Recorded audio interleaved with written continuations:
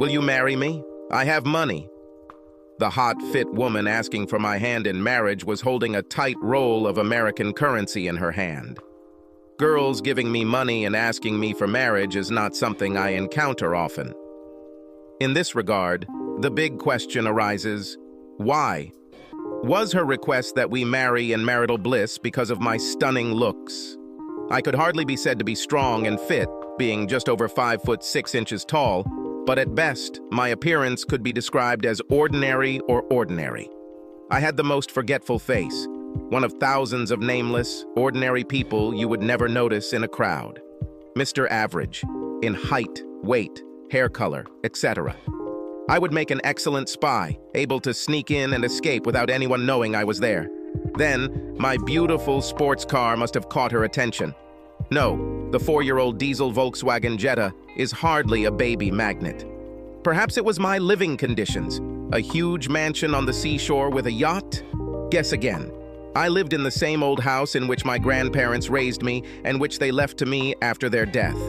The house was a nice place in a middle-income area, but there was nothing in it that could attract the attention of such a beautiful lady. Surely my jet-setting lifestyle coupled with enormous wealth was attractive. That must be it? Mistake. As a 27-year-old charity group organizer, I made about the same as a McDonald's manager. As someone low on the totem pole, my focus wasn't on glitzy galas, but on fun 10-foot dashes and cold calling. Usually ladies of this caliber don't even notice me. They may talk to me to ask for directions, or if they need someone to carry their bags on a nice day. So what could I have that would attract this baby? Well, I was in an organization that was exclusive to several million people. My ancestors managed to avoid being crushed, eaten, drowned, starved, stranded, bogged, untimely wounded, and delivered a tiny burst of genetic material to the right partner, at the right time and in the right place. Yes, I was a passport holder, a true American citizen, born in the USA. The big bonus was that I was also a single, unmarried man. Now, I'm not bragging. I have nothing to do with this. In most countries of the world, American citizenship means nothing, and neither does having brown hair. In other parts of the world, being American is a bad thing. But now, in this place, for some people, especially the woman in front of me, being a single American man was a currency and a barter to trade. The woman in question was called Pia. She was a classic Asian beauty. Just over 5 feet 4 inches tall, Pia had long, straight hair, high cheekbones, and features that, coupled with a dazzling smile, lit up the room. Paired with a body to die for, Pia was slim, sexy, and managed to rock jumpsuits. "Ron, listen to me." Pia's voice floated through my thoughts as she handed over the money. "Pia," I tried not to laugh, "I can't marry you. We barely know each other." "You've known me for a long time, Ron," Pia said stubbornly. "Do you want more money? I'll get more. I will ask Mr. Wilson's adult children for more severance pay to leave." Pia was my housemate, Mr. Wilson's carer for the last few years until his death last month. Pia was a home health aide, nurse, cook, maid, assistant, companion. Mr. Wilson was my soccer coach when I was a kid. I knew Pia quite well. She came to me whenever she had some work to do or a home renovation she couldn't do. A common act of a good neighbor. However, the marriage went a little beyond the scope of good neighborliness. "Pia," I shook my head, "you're just a treasure. I'm very flattered. What reason could you have for marrying me?" "American Immigration and Naturalization Service." Pia spat out something in her native language. I don't think it was a compliment to this government agency. The Immigration Service gave me 90 days to return home. They said my visa was no longer valid. Mr. Wilson's children are not helping. They want to sell the house. Mr. Wilson's kids give me money. I give it to you. You marry me, Ron. It's not about the money. You can't marry a person you don't love. Trust me, there is someone who will love you. With your looks, you can get any guy. Pia waved her hand. "Ron, I don't have time for love. I need a good man. You are a good man." Do you want to spend the rest of your life with a person you don't love? I asked. Pia looked at me strangely. Why do you say, marry it all your life? I saw a lawyer about immigration. He said we only needed to be married for 2 years. I will leave to marry a better man than you, who is waiting for me at home. Now I had to laugh. Pia, you're just smart. How can I refuse an offer that makes me feel like I'm not only in second place, but also losing to some guy I've never met?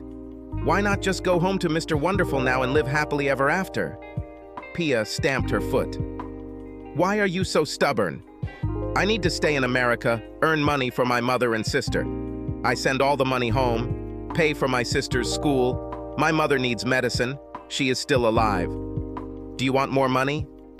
I'm trying to get more. Mother dies. I don't send money home. My sister will end up on the street. Great, I thought. Now I will kill her mother and make her family homeless. Pia, I tried to bargain with her. I told you it's not about the money. If I marry you the way you want, it's called fraud.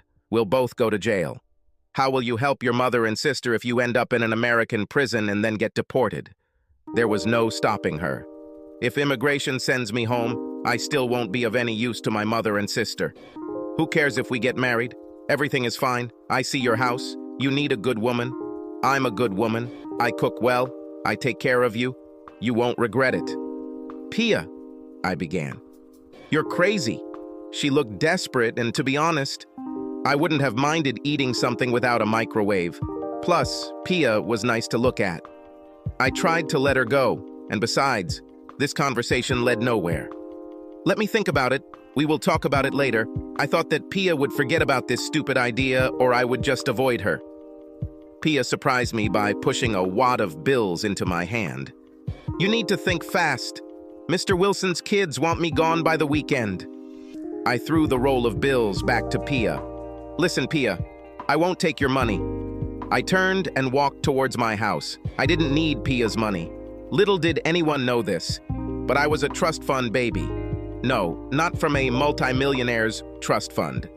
My grandfather, many years ago, developed the key ingredient for the famous regional soft drink. The trust fund received a small percentage of sales, according to some complex formula, each year. Every March, I received a check. It wasn't enough for me to travel the world and gamble in Monte Carlo, but it was more than enough for me to supplement the income from any job I wanted. The trust money gave me time to do what I wanted.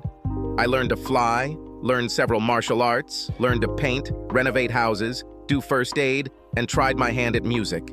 I donated regularly to several charities and community organizations, all anonymously. At the age of 17, my grandfather taught me a valuable lesson. I just received my first trust check.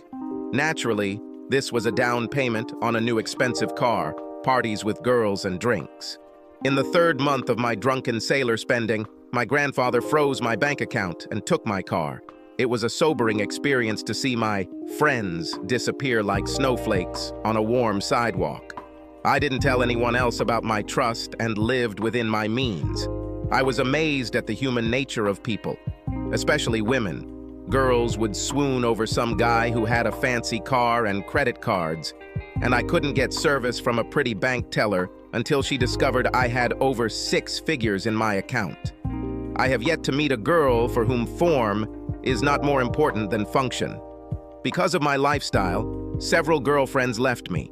Often, after several dates, I was told, "Ron, you're a good guy, but you have such an ordinary loser's job. You're not going anywhere. I deserve better." I was okay with sex. I never had to pay for it, but while I was looking for Miss Right, they were all looking for Mr. Right Now, or a guy who could, as one popular movie said, show me the money. One-night stands are fun, but they're outdated. It seemed impossible to find a single member of the opposite sex who was not superficial. The next morning, Pia showed up at my doorstep with several suitcases and boxes. I watched in amazement as Pia stacked her things in my living room. "Ron?" Pia said, between steps from the porch to the living room. "I'll stay here while you think. You will see that life is much better with me as your wife." "Damn it, Pia," I began and looked at my watch. I was late for an important meeting. You can't stay here. Don't do anything until I return in the evening. Yes, Ron, yes, Pia replied, ignoring me. You go to work, we say when you return. Go now. She pushed me out the door. That evening, I came home with a speech planned out. I had to be firm, but soft. Pia can stay for a few days, but not get married. I'll ask the lawyers who manage my trust fund if they could consider helping Pia with her visa, but that's it. When I walked through the door, something changed. It took me a few seconds, but I caught it. The house was spotlessly clean. I mean, I'm not a slob, but this was the cleanest house since my grandmother died. In addition, there was a wonderful smell coming from the kitchen. Pia magically appeared, holding a wooden spoon. It's good that you're home. Pia came up and kissed my stunned face. I didn't find a rice cooker in the kitchen. I took Mr. Wilson's rice cooker. He's dead. He doesn't need a rice cooker. Where's your rice cooker?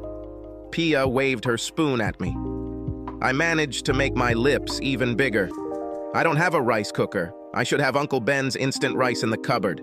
Boil water and throw a bag of rice into it for 2 minutes. Bingo! You have rice. Pia looked shocked. Ron, this is not rice. You need a rice cooker. Pia pointed with a spoon. You go and get yourself in order. Food will be on the table. Hurry up. The food is getting cold. It smelled good. There's no reason why my speech couldn't wait until after dinner.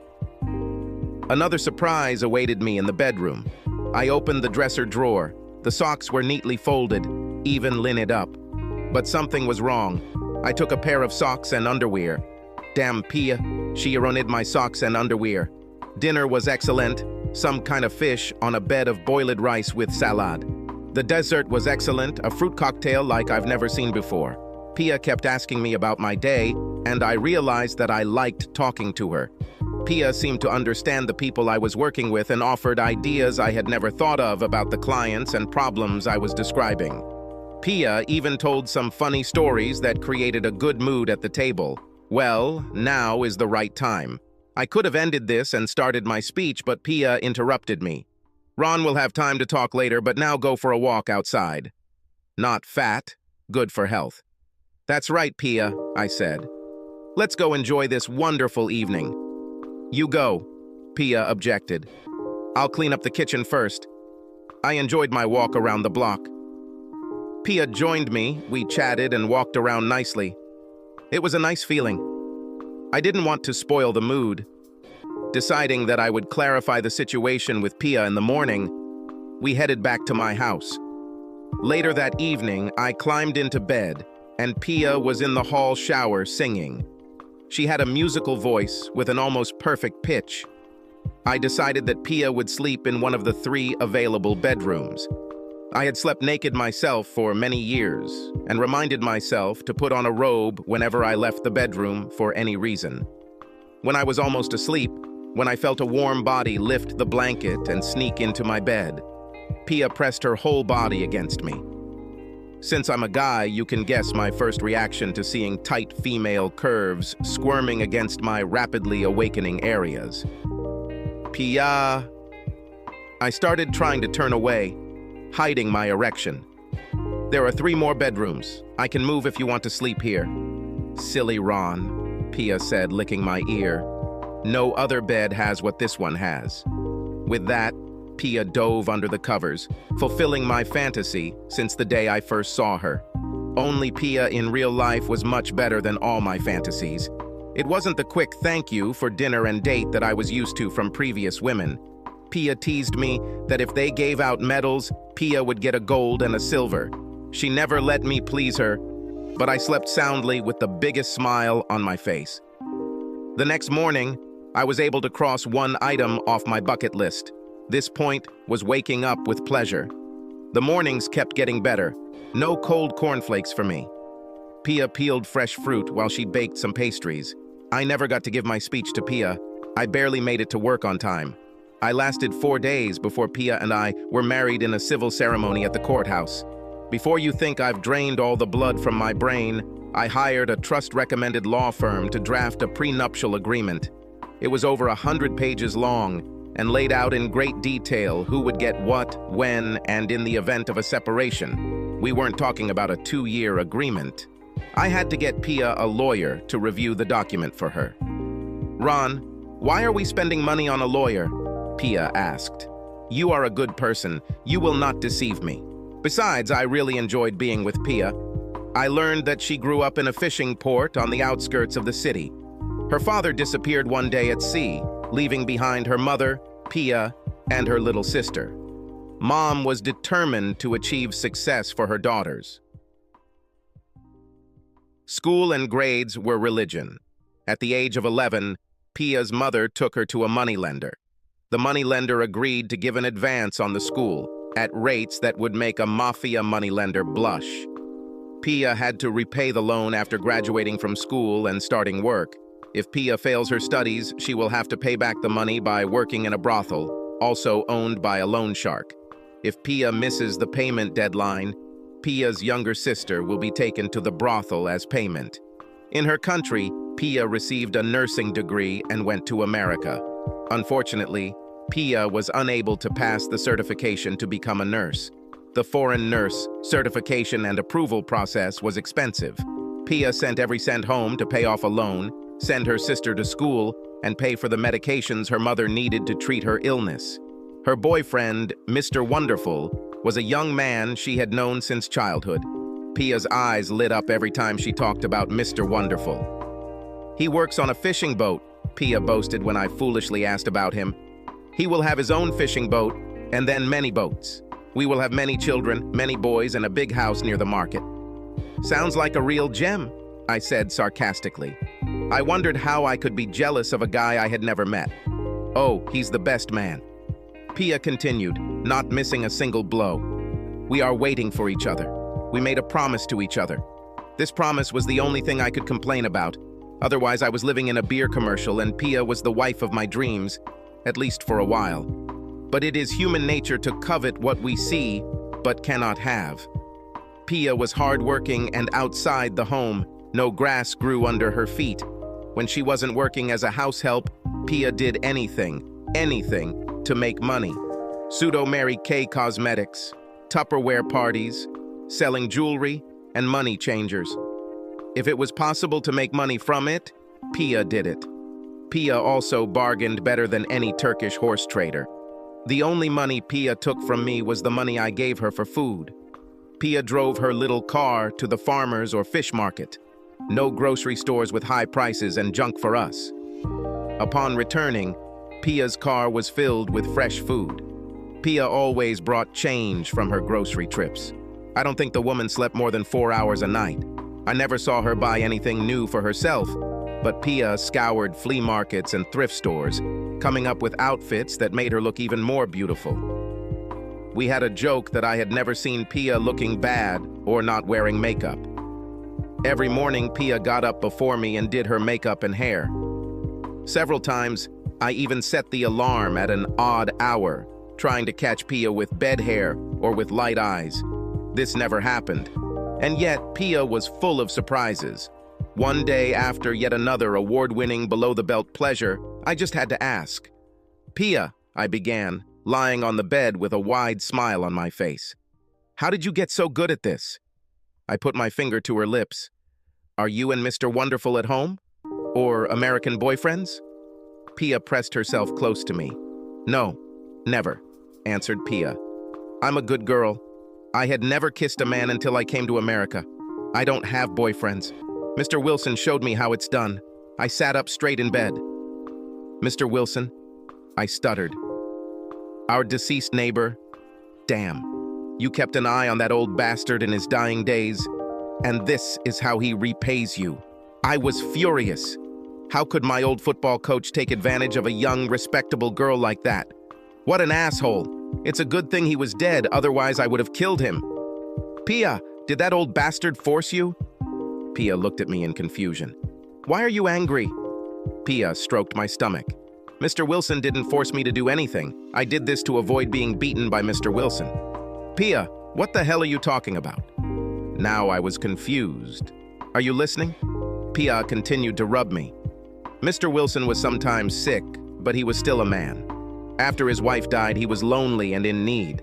Mr. Wilson went around and found bad women on the street and in the newspapers. Not often, but sometimes. Then Mr. Wilson was beaten up twice by different bad ladies and he lost all the money in his wallet. Pia moved the blankets on the bed. I didn't want Mr. Wilson to get hurt, but I knew Mr. Wilson was still a man. I watched the video and saw how much pleasure they give. Mr. Wilson fought me. For the first time. He made me stop. Kicked me out of the room. Told me he would fire me if I tried this again. I knew it wasn't true. I caught Mr. Wilson sleeping in bed. He was happy. I finished before he woke up. Mr. Wilson was still angry and scolded me, but he didn't fight anymore. I asked what he wanted and we argued for a long time, but he didn't say anymore. But in the end, Mr. Wilson remained a man, and I protected him from all the bad women and beatings. Jesus Christ, Pia, I said, rubbing my chin. I hope this wasn't in your original job description. Then a thought occurred to me. You don't ensure the safety of other men by working as a housewife or other jobs? Pia wrinkled her brow in surprise. I am a wife, and I give you pleasure only as long as I am a wife. I don't do anything for anyone except my husband. Pia was so focused that her face looked absolutely wonderful, and I started laughing in spite of myself. Maybe Wilson was an old horned goat, but I knew that I couldn't hold out for long against the determined Pia. Perhaps it was a sham marriage, but for pizza's sake, I tried to keep up appearances. Pia was well connected to various Asian communities. Every weekend she had a wedding, baptism, anniversary, birthday, or other party. Pia elevated networking to a high art. She seemed to know everyone and everything that was going on. But I liked something else. People and their attitude to business. They didn't live to work, they worked to live. I mean, they worked a lot. No doubt most of them had more than one job.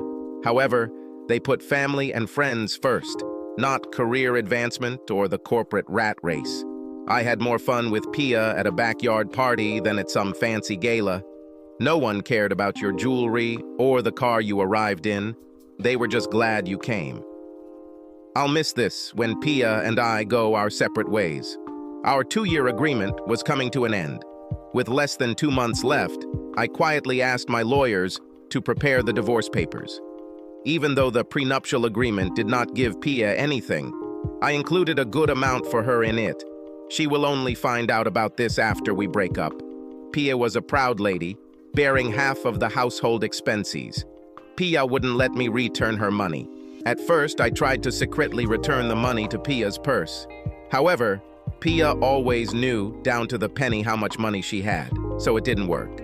I resorted to the lie that the house expenses were small, but Pia found the utility bills and insisted on paying her share. I ended up taking the money Pia gave me and putting it into an account so I could give it back to her after the divorce. I also did things like fill up her car with the 5 gallons of gas I kept in the garage. Pia never noticed that her car got better mileage than an all-electric hybrid. I was also able to convince Pia that I had a friend who owed me a favor, so I was able to put new tires on her car and rebuild her car from the gas tank to the transmission, without complaint. The only thing that didn't sit well with Pia was that every couple of weeks, I would come home with gift cards that were accidentally left over from a charity event. Yes, it was a little white lie, but I was really starting to love Pia and was ready to do anything to see her smile. Pia had a temporary green card, which gave her resident alien status. When Pia suddenly began to get nervous and act out of sorts, I attributed it to the upcoming separation.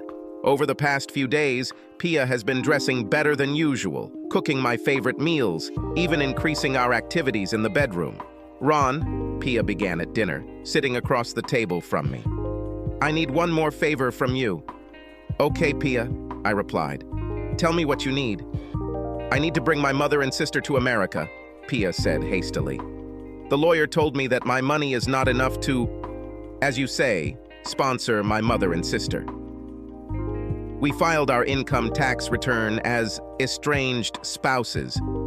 Most of Pia's work and income were in cash. Pia, in a heartbeat, would give any friend dollars for a dress for her daughter at church, or for a wedding reception, or for any other request. but Pia hated giving money to some government machine that she did not know and did not trust. "Pia," I laughed at her, "I told you that unreported income would come back to bite you on your sweet ass one day. What do you want me to do about it? Why should I give money to thieving politicians?" Pia held the same opinion about government officials that all people in the world share. "They say I need money from your work to sponsor my mother and sister. If we are going to get divorced in a few weeks, then my declared income from work will not bring you any benefit then." "Ron," Pia looked down, nervously picking at her food. "We must remain married until my mother and sister come to America." "This is a turn of events, Pia." I was a little taken aback. "What time period are we talking about?" "Not long, Ron." Pia brightened up, seeing that I didn't brush her off. "The lawyer says that perhaps a year and a half, maximum 2 years. She smiled at me hopefully.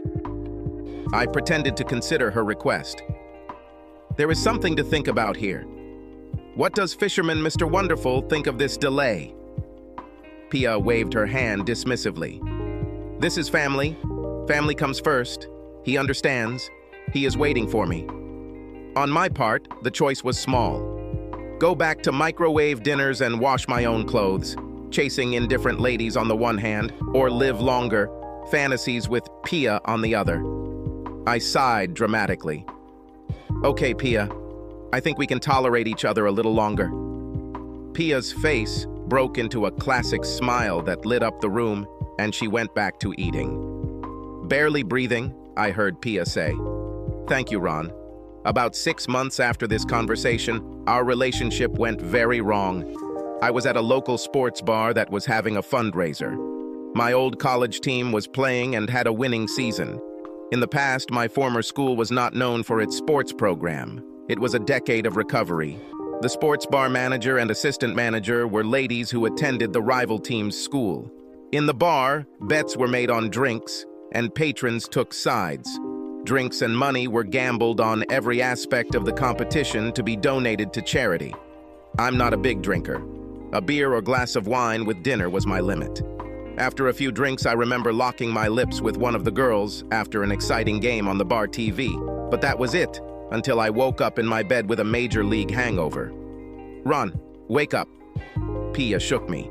Her words seemed to ring in my head like little hammers. "Damn it, Pia." I tried to cover my head with a pillow. "I'm the Walking Dead. Can't you leave me alone?" "We're going, Ron. Take your car. I have a lot of things to do today." Pia took the pillow off my head. She handed me a glass of water and an aspirin. Pia didn't look happy.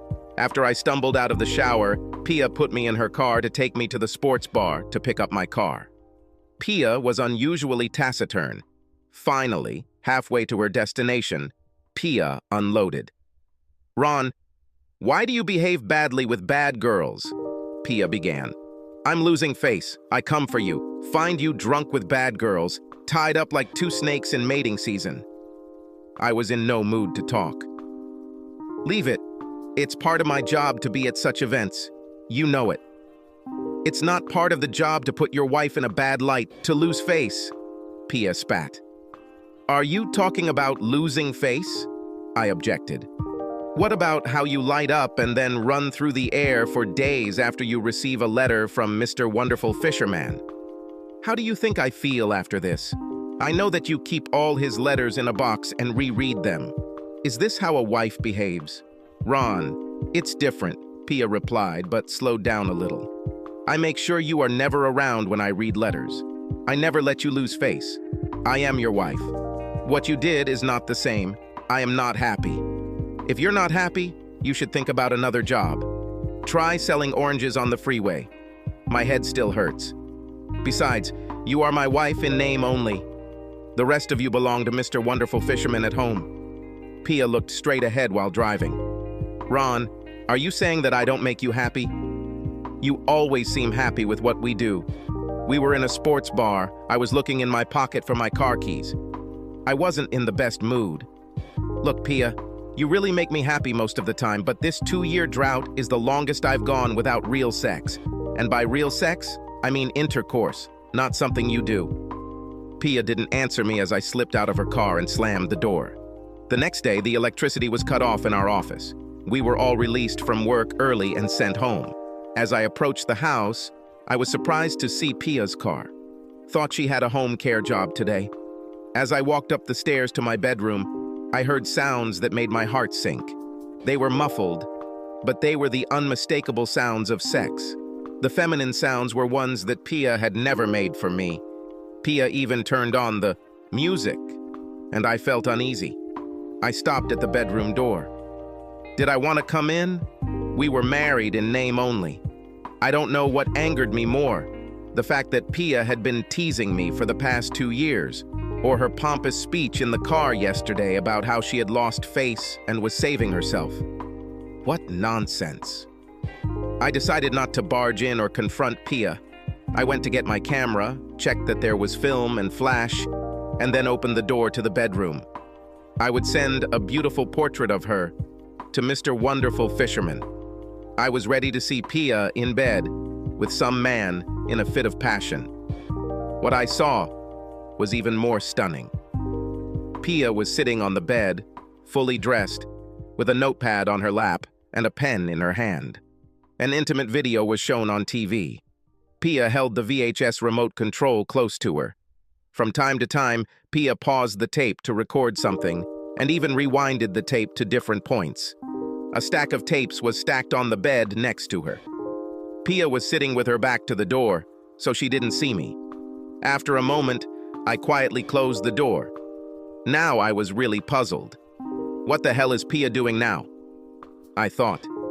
Whatever it is, I better wait to find out. I walked down the stairs and out the front door. What Pia had in mind didn't take me long.